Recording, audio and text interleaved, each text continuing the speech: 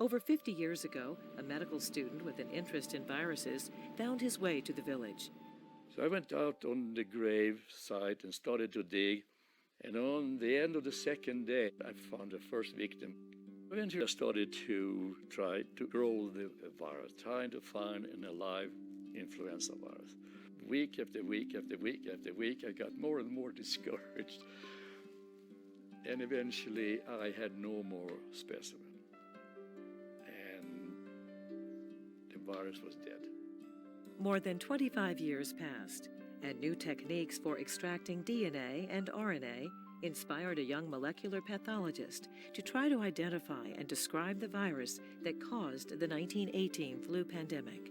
But we're hoping to learn from what we see in 1918 to apply it to the future, that we could understand how pandemics form and why particular flu viruses cause more disease than others.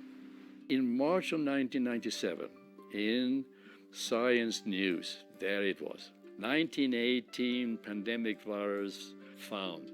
A small sequence had been discovered by Jeffrey Tarnberger. I wrote a letter saying, if you need more specimens, let me know and I will go back to Alaska. And I got the permission to go because I photographed it with me. I knew where the grave was.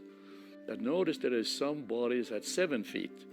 Found a skeleton, and then next to the skeleton was a perfectly preserved woman.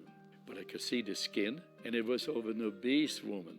I started to do the postmortem, and here's the insulation around protecting the lungs from decay. The Eskimos are not obese. There's not that much food around, and they were active and hard work, in particular in 1918. So find one who had extra calories, it was just remarkable. It became absolutely clear that we would be able to sequence the rest of the virus from that material.